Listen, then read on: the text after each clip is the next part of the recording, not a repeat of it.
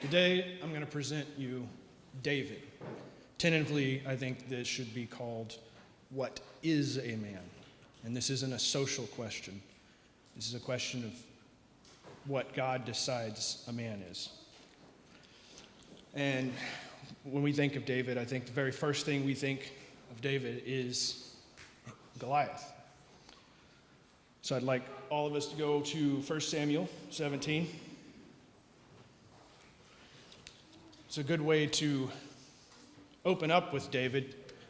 You see, we don't have to have a modifier with David. We don't have to say King David, but we can say King David. There's only one that we know in this manner. And that should tell you something else about what a man is. So over here in 1 Samuel 17, we have the Philistines getting ready. And what are they doing? They're doing what armies back in the day did.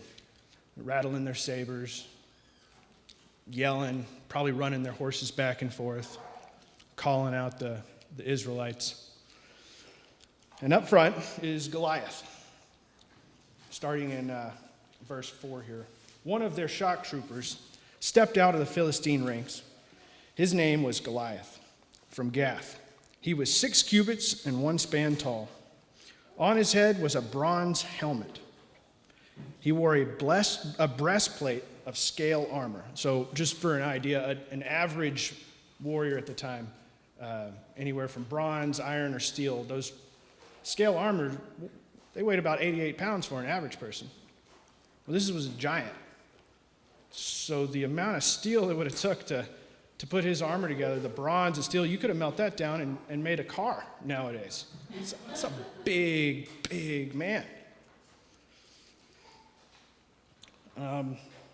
And he had bronze greaves on his legs and a bronze javelin. And he was so big that he had a whole man walk around in front of him with his shield. That's not a small task just to look at this person, let alone what David's going to do. So, a part of what gets David is what the Philistine said.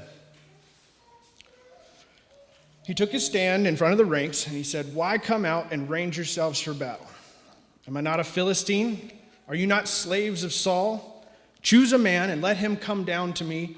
If he wins in a fight with me and kills me, we will be your slaves. But if I beat him and kill him, you shall become our slaves and be our servants."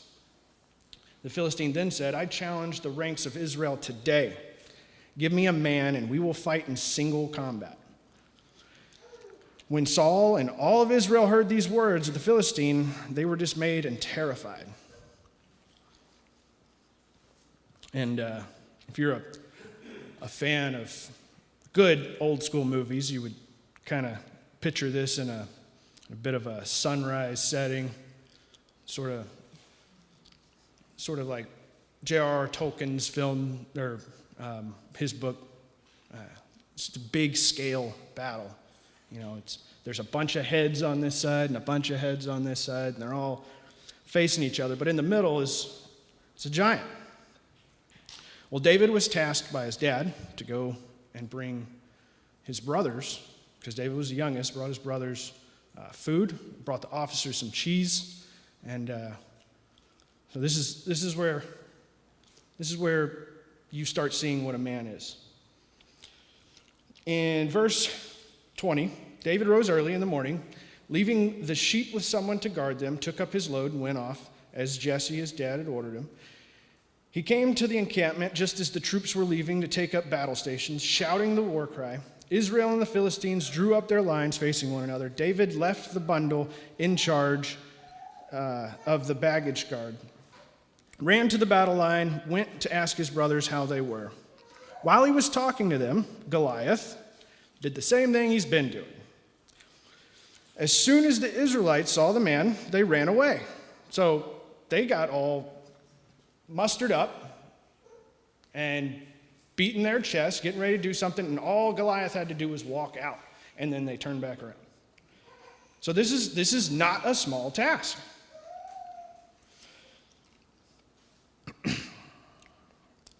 while he was talking to them, in 23,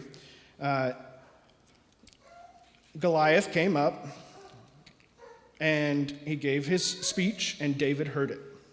As soon as the Israelites saw the man, they all ran away.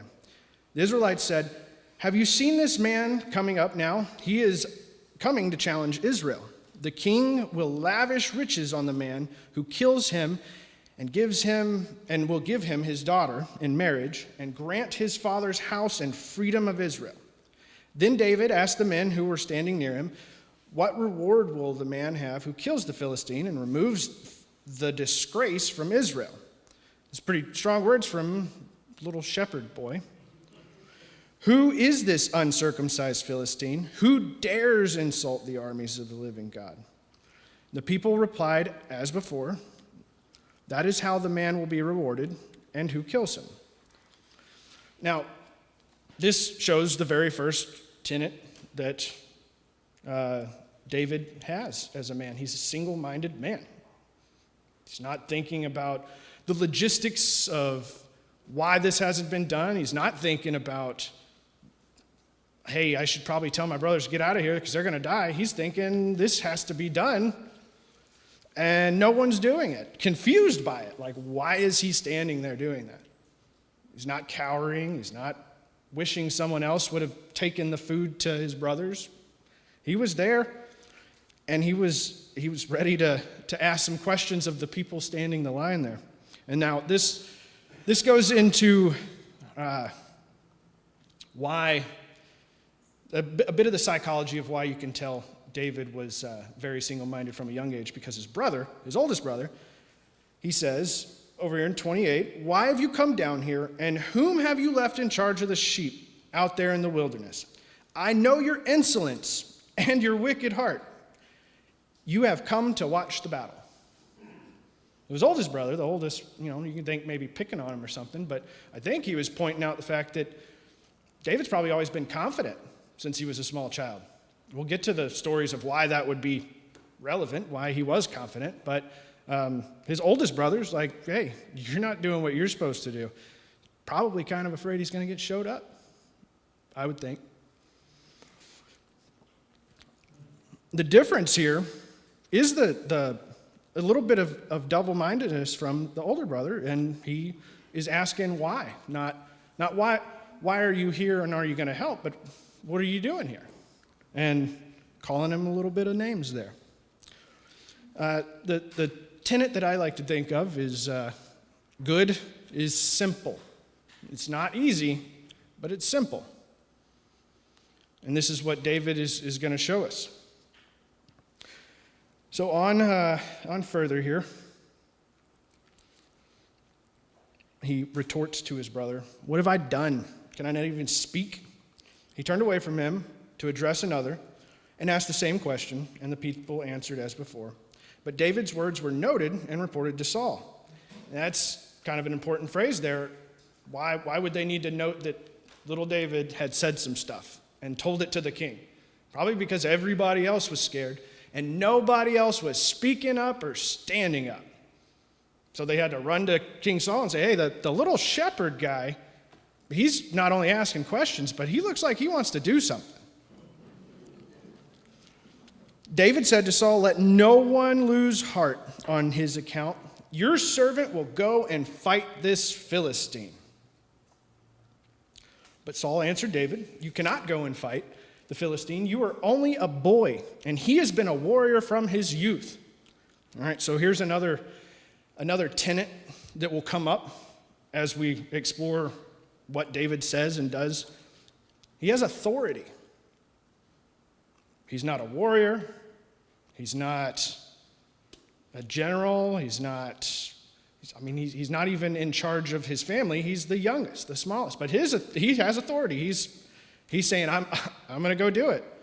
He's not asking for weapons or anything either. He just says, I'm going to go do it. I will defeat the Philistine. David said to Saul, "Your servant used to look after the sheep for his father. And whenever a lion or a bear came out and took one of the sheep from the flock, I used to follow him up, strike him down, and rescue it from his mouth. If he turned on me, I seized him by the hair of his jaw and struck him down and killed him. That's I don't know, is that bravery? Or is that courage?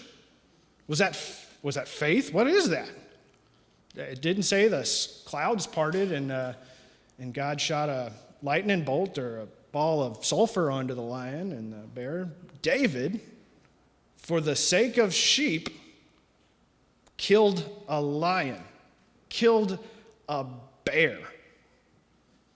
Most men nowadays, somebody could step up into their face and dishonor them in front of their family and their children, and they'll agree with every word that comes out of the person's mouth, just to keep from having to do anything at all. They'll let someone come into their house and take their things. Their things. God bless them with their things.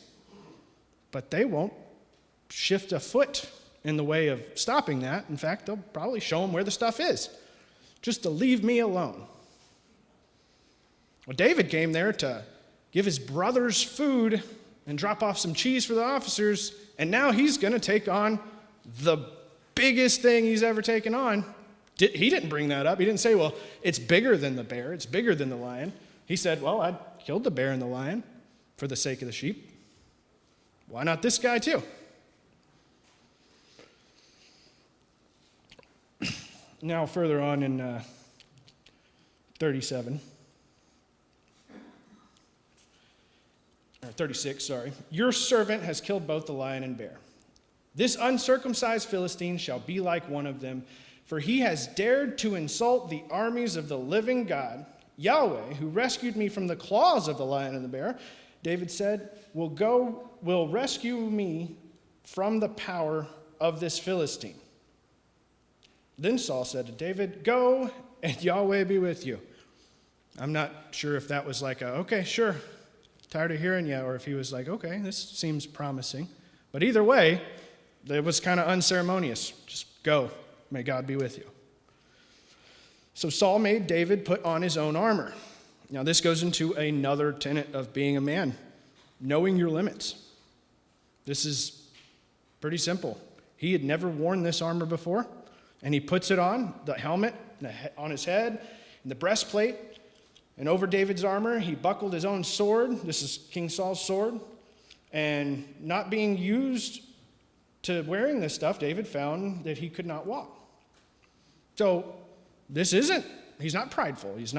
This is not a man that's too full of himself. He throws on that armor and says, I can't do anything in this.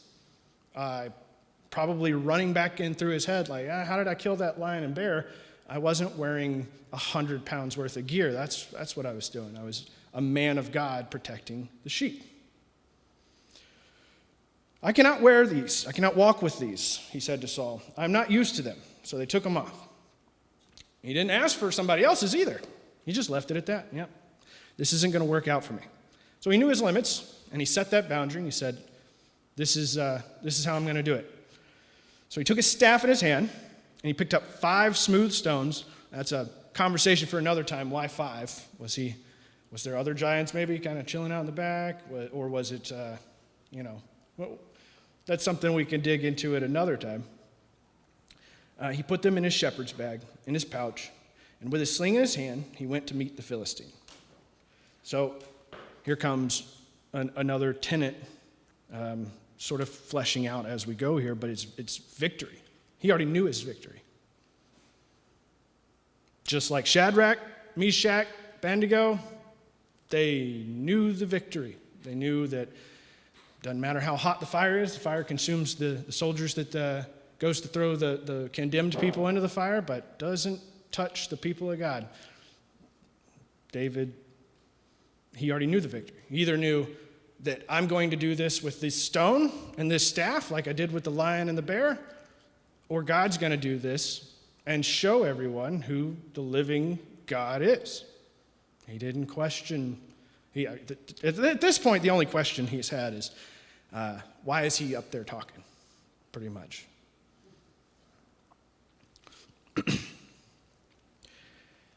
On down to verse 44, the Philistines said to David, "Come here, and I will give you your flesh. I will give your flesh to the birds of the air and the beasts of the field." But David answered the Philistine, "You come against me with sword, spear, and javelin, and I come against you in the name of Yahweh, the God of the armies of Israel, that you have dared to insult. Today Yahweh will deliver you into my hand, and I shall kill you. I will cut off your head, and this very day I will give your dead body and the bodies of the Philistines to the birds of the air and the wild beasts of the earth, so that all the earth may know that there is a God in Israel, and that all this assembly may know that it is not by sword or by spear that Yahweh gives the victory, but for Yahweh is the Lord of the battle, and he will deliver you into our power."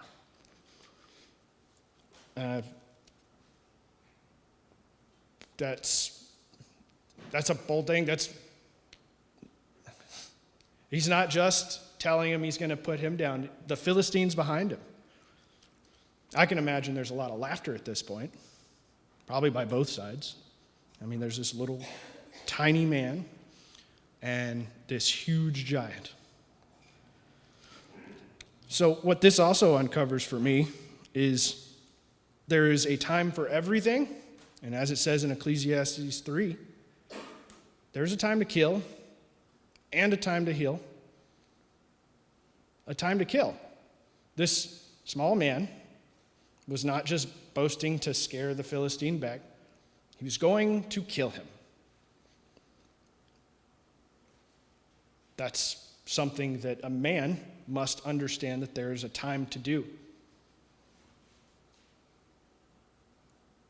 We know the commandment says, "Thou shalt not murder." But if Goliath is at your door, ready to take your family, not your things, your family, do you just serve them up on a platter, or are you a man and you know the victory and you know who you are? God picked you. He said you're going to be either a husband or a leader or a man, and you're going to be over your family. You hear my words. Here's my words from the Father.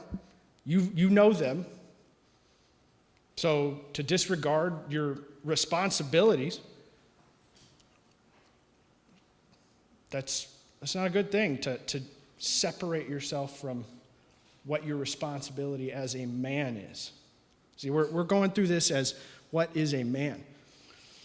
Not what society thinks man is, not what we personally think a man is.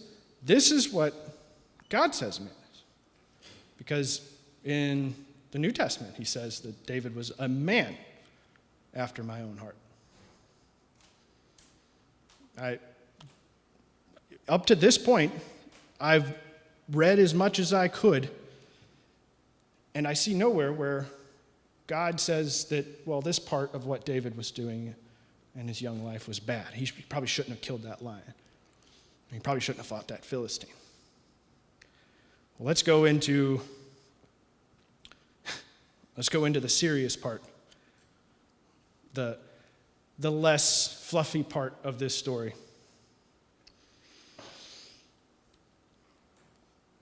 Down in 52, the Philistines saw that their champion was dead. Sorry, let's go back.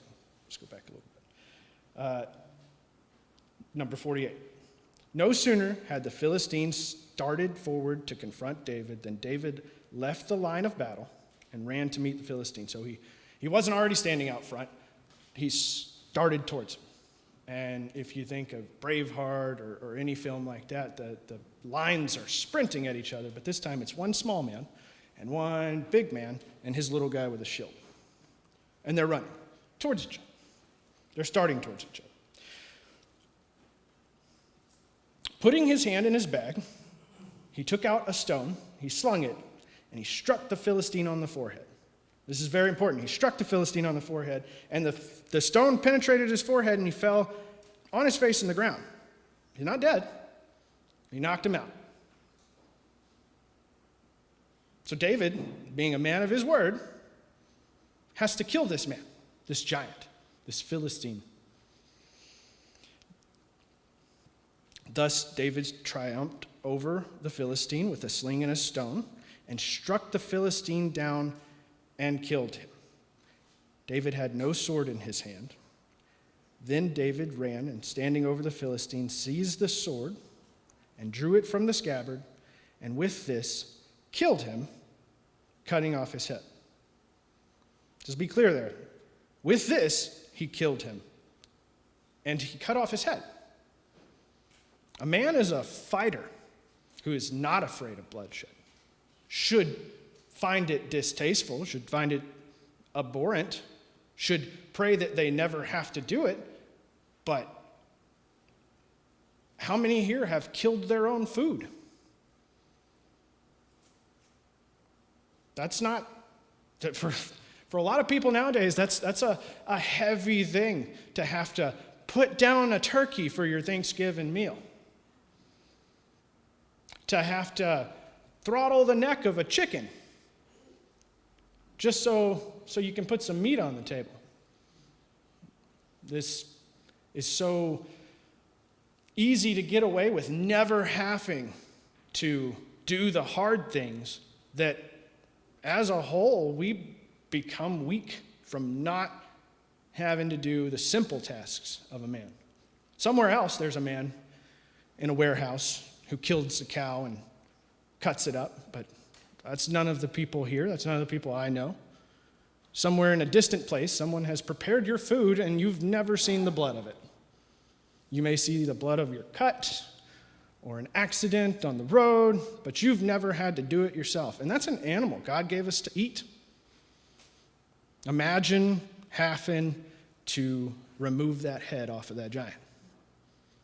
Anybody prepared for that? That's another tenet there, responsibility of action. Just like someone who speaks or teaches the word, it's a responsibility to know what you should be and what you should be about. To know what to do. To be a dad, you need to know where that love comes from to be a father. To be a husband, you have to know those things. And if not, you have to search it out. You have to look for it. And generally, going back through most of what the Hebrews and the Israelites did without having a strong leader over them, it shows that even the men of tribes who've seen God's hand can quickly turn to weakness. Just without fail. You go along too long without a strong leader, a man who is after God's heart, things fall apart.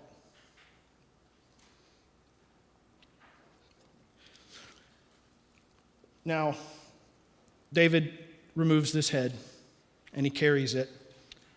And we really don't have to go into the detail. I know I'm already probably rattling a little bit of thought process there, so you don't have to imagine what that would look like. On further, right before 18, Saul asked, "Whose son are you, young man?" David said, "The son of your servant Jesse of Bethlehem." Now at this point we know that David had been working for Saul here and there. This just also goes to show a little bit of Saul's character, but we're not going into Saul today, and we're not going into how that shows the weakness of a man not after God's heart. And what we'll do next is we'll talk about love, the love portion. We'll talk about David and Jonathan. So in 18, after David had finished talking to Saul, Jonathan's soul became closely bound to David's, and Jonathan came to love him as his own soul. Saul kept him by him from that day forward, and would not let him go back to his father's house. Jonathan made a pact with David to love him as his own soul. he took off the cloak he was wearing and gave it to David, and his armor too, even his sword, his bow, his belt. Whenever David went out, on whatever mission Saul sent him on, he was successful, and Saul put him in command of the fighting men. He stood well on the people's eyes and on the eyes of Saul's officers. So we're not just supposed to be strong, single-minded, brave, know our limits, have authority, and know our victory, understand a time to kill. But we're also supposed to love our brethren. And sometimes that's not comfortable. Sometimes part of love is pushing someone more in the direction they're supposed to go and waving a red flag repeatedly when you see something that they're doing wrong. That's a responsibility. That's no greater love hath a man than someone who gives their life for their brother. I think Jonathan's eyes there was David was about to get squashed, and he did not. And that's someone that I need to be by then. Jonathan, the son of Saul there, he found brotherly love in faith and fearlessness and aggression. There was aggression in that. David didn't, like I said, he sprinted, started after him. I'd like to mix those two, sprinted, start out. If I start after you, you better start running, because I'm going to start running, right? So that's he saw that from the back. Can you imagine standing on this side of that? And you're watching this little guy take off. And within that, he saw bravery and like, man, that was really cool. And he's about to get squished. And then as this transpires, wow. Do we ever see that? Do we see that today? Do we see someone helping someone out and afraid of being on the news, we stand by and watch, not thinking that maybe God's hand is behind us, with us, there to stand and help? Do we as men cower behind, well, I have my family here and I can't get engaged in that, I can't help this person?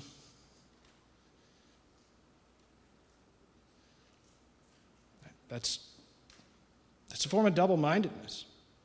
Knowing good and not taking after the right thing. And this isn't my words, this is from the Father. James 1. Flip over there real quick.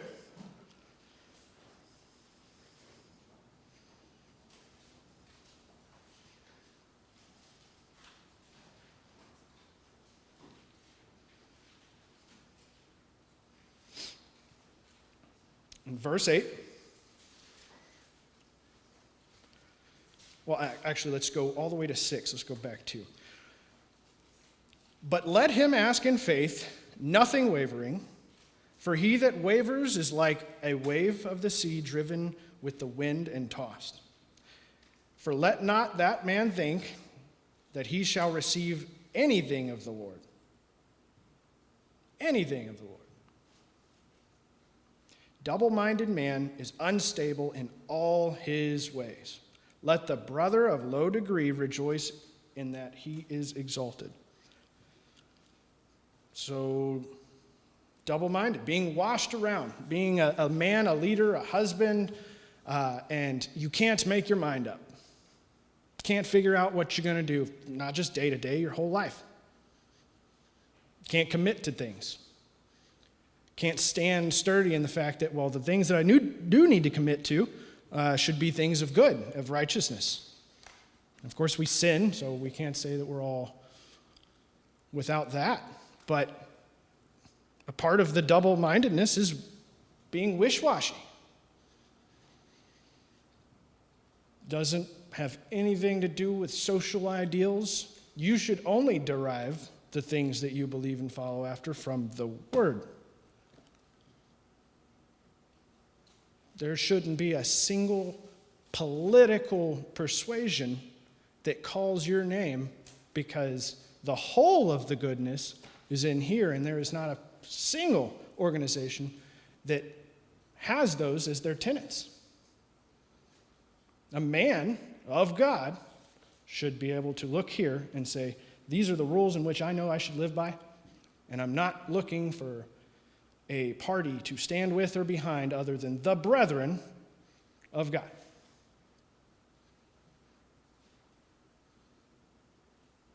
That takes strength, because it's simple, but it's not easy. It's simple to say, I believe in these things and I'll do them, but not find yourself attaching yourself to an organization that may bend its knee to certain other things that are abominable. Amen. These are tenets in which we see in a man after God's own heart, David. Now, we also need to know how to act in defeat. So go to 2 Samuel 12, and we'll be starting in 16.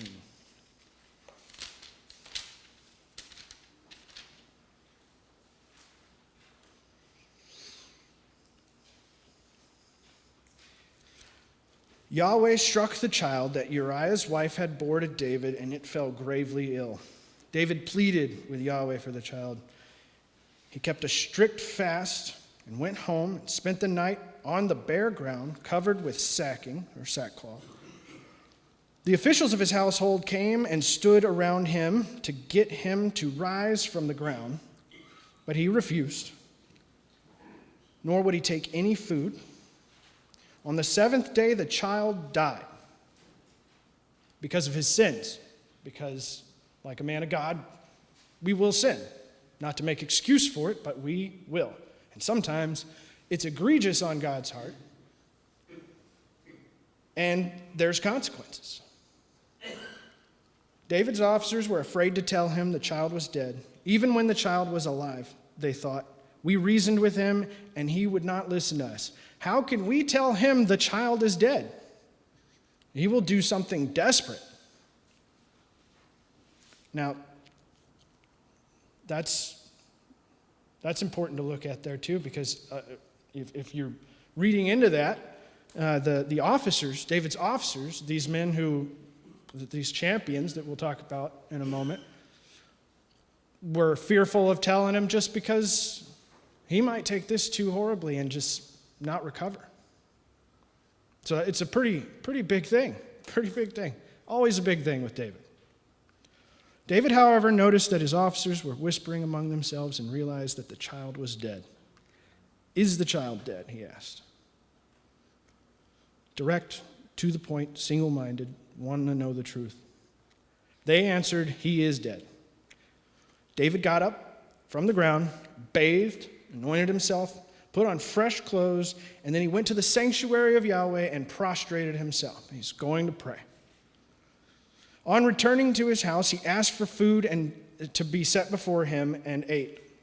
His officer said, why are you acting like this? When the child was alive, you fasted and wept. Now the child is dead, and you take food. When the child was alive, he answered, I fasted and wept because I kept thinking, who knows, perhaps Yahweh will take pity on me and the child will live.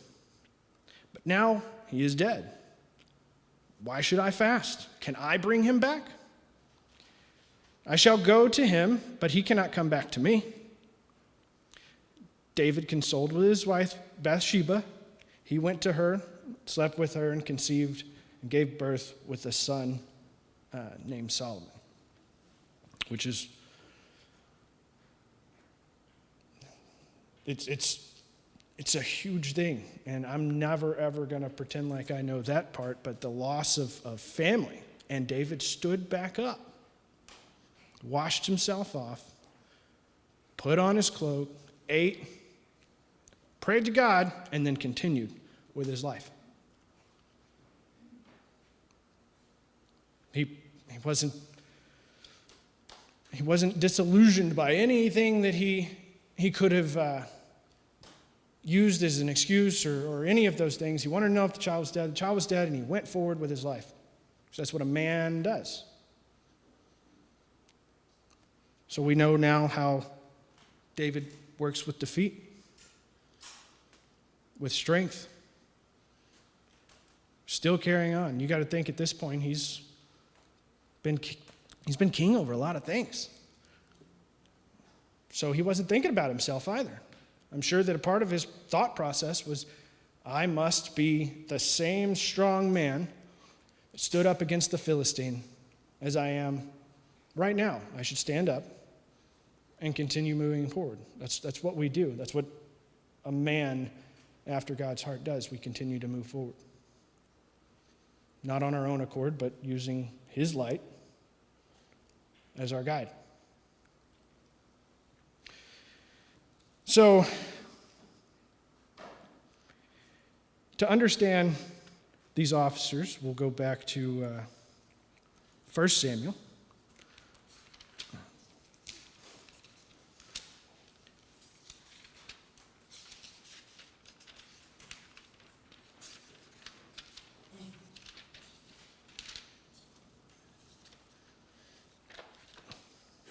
My apologies, that might have been, I wrote that down wrong. My apologies, that's 1 Chronicles 11, starting in 10.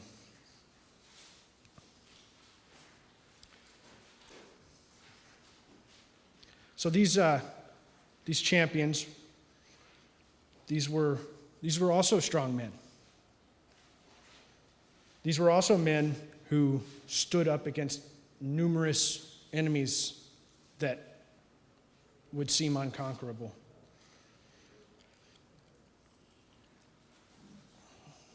Jashobim, the Hakamonite, which I'm probably butchering that, he wielded his battle axe against 300 whom he killed at one time. So within the context of that, he, sort of like Samson, took down a large group of people. And this is a man that David put in charge of men. The next one, Eleazar. Same thing. These men, each and every one of them, all doing impossible tasks, shedding blood of the enemy, and David not finding no use in them, but finding them to be the heads of his troops.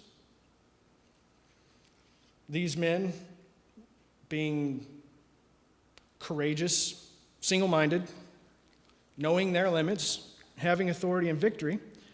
In verse 17, David said, if someone would fetch me a drink from the water in Bethlehem, at the gate that stands, at the well at the gate that stands beside Bethlehem, that would be, I started that one wrong. So, it would be wonderful if I had a drink from this sweet, sweet well. His three champions, forcing their way through the Philistine camp, went to the well, they drew the water, stands by the gate of Bethlehem, and bringing it away, presented it to David. And David would have none of it. He poured it out as a drink to God. Said, God, keep me from doing this. Am I to drink the blood of these men? In other words, these men, because I mentioned it, went and got me this water at the peril of death, came back, presented it to me, and out of the honor of them, probably not so much to humble him, but that's part of it, he gave it as an offering to God, poured it out. But that's what his men know of David. I want something to drink, and at no cost was he going to drink the rest of the water in his skins. We're going to go get him some fresh water. Those are the kind of men that David led. Do you think you could lead men like that by being none of the traits that David are? Could you lead men to do hard and difficult things on their own accord? Because he didn't say go do it. He just mentioned that it would be nice. Could you lead them by being weak, double-minded, afraid, without understanding of authority? I contend that's not the case. I think there's a good quote that it's not from the Bible, but I'll use it this one time. Hard times make strong men. Strong men make easy times. Easy times make weak men. So I'll let you mull this over as fathers, as husbands, as men, as leaders, that you should look to David. You should look to the things that God saw fit for us to know of him, the righteous things, how to conduct ourselves, for us to be single-minded, to us to have courage, to know our limits, but not have fear in those limits. Still must perform, but we have to know what we can and can't do. To have authority that's given to us, it's not our own. It's not our authority. It's not our victory, but to have victory. To love your brothers. So we're not just here to see each other once a week. We say brethren, but we see each other once a week. The family that I grew up in, I'm not near them anymore, but it was at a beck and call to just be there and spending time doing something. Doesn't matter, the yard needs mowed. Well, I guess we're all mowing the yard together.